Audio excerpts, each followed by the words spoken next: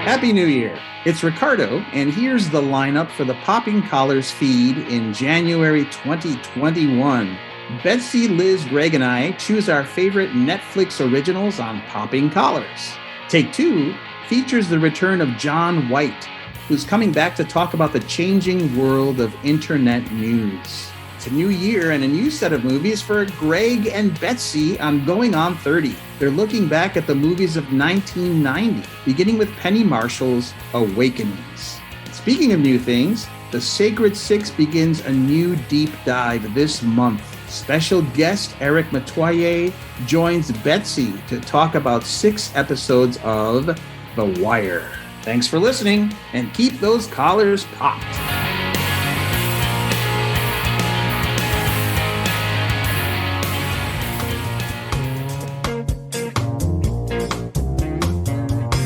It's like D'Angelo Barksdale says, the king stays the king. This is The Sacred Six.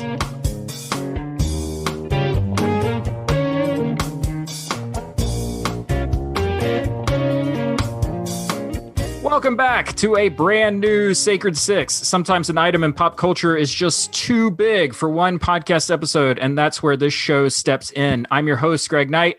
I have got 2 special guests for this series. The first one you know well, Betsy Carmody. How are you, Betsy? I am doing great, Greg. Doing great. Just here in Alexandria, Virginia, Episcopal High School, chaplain, getting it done. Nice. And we have Eric Metoyer as well. Welcome back, Eric. Tell our audience where you are and what you're doing. Thank you for bringing me back. Eric Metoyer over at St. Francis Episcopal Church in San Francisco, a new gig as of September 1.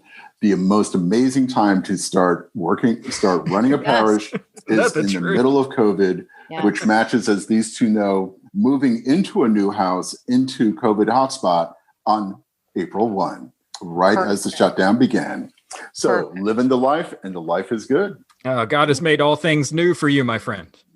Amen. Amen. Our focus for the Sacred Six this time around is the critically acclaimed HBO series from the early 2000s, The Wire. Now, I know what you're thinking.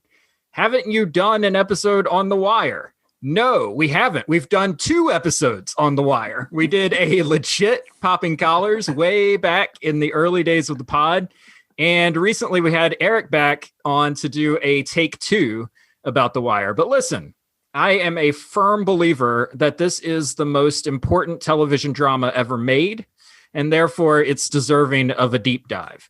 Eric, Betsy, and I are going to analyze not just 1, but 6 episodes, and we're kicking things off with season 1, episode 3, The Buys. Eric, can you do me a favor? Yes, sir. Can you succinctly tell us everything we need to know about season 1 of The Wire? Season 1 of The Wire actually sets up the story of the business of drugs in Baltimore. On one side, you've got your basic police procedural cop show. But what is amazing about this season is it sets up not only how the police set up electronic surveillance of a target, but it also sets you up on how drugs are sold and the organization of the drug trade on the street. So you see 2 organizations happening at once, and all the internal conflict on both sides. Betsy, what's the best scene from The Buys? So I should say at the beginning of this has been a pop culture blind spot for me. This was not a show that I had watched, even though there are so many things in my background that I should have watched this show. I'm living in the DC, Baltimore area. I worked at the Washington Post. This should have been on my radar. And for some reason, whether, as Eric pointed out before we started, I was in seminary, I was having a baby, like whatever I was doing, it just did not happen. And so I was like, all right, COVID's happening. This is going to be one of the things I'm going to take down. And then I became one of those people completely converted. And all I want to talk about with people is The Wire. And I kept bringing it up with anyone who I came in contact with 6 feet apart with masks on, talking about The Wire. I think for me, looking at season 1, as you're kind of getting this pantheon of characters kind of under wrap, the scene for me, it was the scene where the cops bust in to try to take down the stash house. And just the violence when people there are not doing anything. The moment when I think it was Bodhi kind of lashes back and hits that officer who desperately wants to get injured so he can retire. Lucky for him. And so, but whacks him. And then Greggs is running over. And I think Greggs is running over to like stop what's happening because they start whooping on him. Right. But she goes over to get in her licks. This is why, and thinking about Freddie Gray and everything in Baltimore, just like this is the relationship between the police and people of color. Yeah. This is what it looks like. Just the systemic nature of that moment and the dehumanization of that moment. I was like, oh my Lord. Oh man, and it's the us versus them. I mean, think about what Kima says in that moment where she's like, you hit a cop, and she just goes after that guy. She just pounds on Bodhi. Yeah. For me, that was the most impactful scene. What about you, Eric? What scene stood out for you? So I love what you brought up, Betsy. I'm going to take over for a quick sec just because you brought up that guy was looking for a fall. Right. And I'll share this from my Lance Corporal who lives at home at the moment, who said he took the fall for himself, but it also took the fall for that whole raid. That what they wanted to do was wail on somebody. And the moment he took that fall, it gave them the excuse to let loose. And if you throw that up 10 years later, they wouldn't have needed that excuse. But he gave them that excuse to lay on everybody. For me, the strongest episode was at the beginning when they teach the kids to play chess. Yo, what was that? Castle can't move like that. Yo, Castle move up and down or sideways like. Nah, we ain't playing that. Man, look at the boy playing checkers. Checkers? Yeah, checkers. Yo, why y'all playing checkers on the chess set? Man, we ain't got no checkers. Yeah, but yo, chess is a better game, yo. So? Nah, hold up. Y'all don't know how to play chess, do you? So nothing, man. Look, I'll teach y'all if y'all want to learn. Come on, man. Nah, come on. Right in the middle of the game, calm yo. down, Chill out. I want to see this. Y'all can't be playing no checkers on no chessboard, yo. All right, man. Now look, check it. It's simple. See this? This the king pin, all right? And he the man. You get the other dude's king, you got the game. But he trying to get your king too, so you got protected. Now the king, he move one space any direction he damn choose, cause he's the king. Like this, all right? I like your uncle. Yeah, like my uncle. And you see this? This the queen. She smart, she fierce. She move any way she want, as far as she want. Remind me of Stringer. And this over here is the castle. It's like the stash. You move like this and like this. Dog, stash don't move, man. Come on, yo, think. How many times we moved the stash house this week? Right? And every time we move the stash, we gotta move a little muscle with it, right? To protect it. True, we right. All right, these right here, these are the pawns. They like the soldiers. They move like this, one space forward only, except when they fight. And it's like this. And they like the front lines. They be out in the field. So how do you get to be the king? It ain't like that. See, the king, stay the king, all right? Everything stay who he is, except for the pawns. Now for pawn, made all the way down to the other dude's side, you get to be queen. All right, so if I make it to the other end, I win. If you catch the other dude's king and trap it, then you win. All right, but if I make it to the end, I'm top dog. Nah, yo, it ain't like that. Look, the pawns, man, in the game, they get capped quick.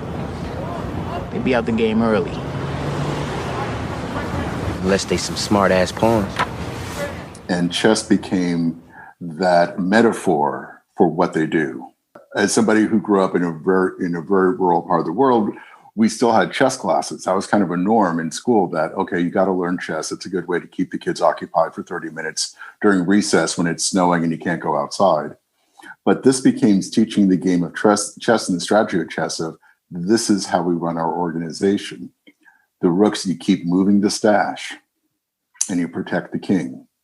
Mm-hmm. Move the stash, protect the king. Make sure Avon, Stringer, they don't get touched. Pretty ingenious. The chess scene is the pivotal scene for the entire series, I would say, because it tells you everything that you need to know about the show going forward, as far as like how things work and how systems work, how the system works. There's a kingpin. You do everything you can to protect the kingpin. There's the get stuff done person. There's the product, right, that has to keep moving. And then there's the soldiers that all they can do is just go forward. So that actually brings me to my big idea for this episode, which is just that. It's setting up the rules of the game.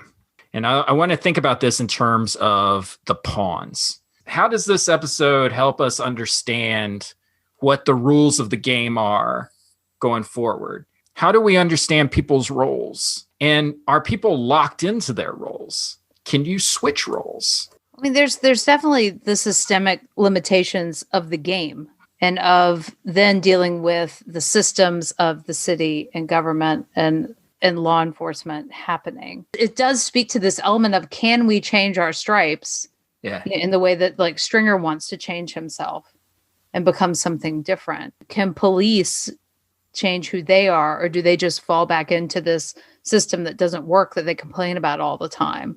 Wouldn't it be nice to be in a police system that actually works? Is said like over and over and over again throughout the series. I'm going to pick up also Detective Freeman, because it's a policier and I like seeing the procedural part, is seeing how that first unit starts, that they're holed up in the basement, they're doing traditional surveillance work, and they all bring all their bad habits with them. So you've got the two older guys that are just looking for retirement that basically go out and knock back about 1 or 12 at the local corner spot, and then come back at the end of shift to clock out. Freeman's doing his thing, exactly that's of just building toy furniture that somebody says, oh yeah, he makes more money selling toy furniture than he does on any police detail. So everyone's got their own way of being checked out, except for Herc and his buddy, who are trying to still stay policing Kima. And yet they slowly find their ways of getting engaged in this new form of police work, of electronic surveillance, of trying to figure out how to make this work. And to me, that's the amazing part. And I love Freeman's story because he starts out as a guy who makes other guys hide out in a bar so no one can see them. He takes his hobby to work and spends his time. He makes everyone sees him making dollhouse furniture to sell, probably on eBay or something else at work. That's all his desk is full of. And he stays disengaged until they start talking about The Wire. And then suddenly his ears perk up and he starts getting engaged in the game, because this for him is a new game. It is because he knows that once he gets The Wire, he knows that he gets to chase the money and not the drug dealers.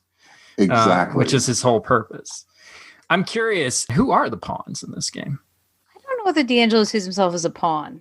I don't know enough about chess to be like, what's one step up? Like, what is like one? He's a knight. Maybe. I think that's the aspiration for him, that he wants to work his way up in this organization and is asking questions like, where does the money go? Like, what do you do with all of that? And, dropping off at the strip club at Orlando's. And I think he believes he's talking to pawns. But maybe he's the pawn. Right. He's still expendable as far as Avon and definitely as far as Stringer's concerned. Yeah. And maybe that's the definition of who the pawns are on the show. The expendable ones are the pawns. And there are a lot of expendable people in the game. So who wins the episode, Eric? Who wins episode 3 of The Buys? D'Angelo. I say D'Angelo because he's the one who stays on top. He's the one who teaches the game because he knows the game in both definitions. He knows chess, so he teaches chess, but he also teaches the game to the pawns because he knows how the game is played. Nice. What about you, Betsy? Who's the MVP? I mean, because I could probably name him for every episode, but I'm going to go with it now. We'll see if he comes up again. I'm going to go with Bubbles. I'm going with Bubbles. Oh, Bubbles. I like the way he weaves in and out of this episode. This is when we're really seeing how he's acting as a CI. Yeah. What is his role as an informant? He starts out with his little hat game at the beginning with the guys, and the red hat always means that this person is important. And then that moment when I forget the young police officer's name. Sidnor Comes out and he's like, I got on these ratty clothes. I mean, he's essentially trying to dress like Bubbles dresses as an addict. And when he talks about, but there's no vials on the bottoms of your shoes, idiot. Yeah. Like I mean, people would look for that. People would know that. Bubbles should come up quite a bit as we talk through this, because I think that you're totally right. I think he shows the most growth of any character on the show. So it'll be fun to track him as we go through these episodes. And that is it. First one in the books. Next up will be season 2, episode 11, Bad Dreams. We're headed to the docks next time. You guys up for that? I'll see you from my loft apartment at the granary. That's right. Yes. Yes. We'll see you then. All right. Peace out. Bye.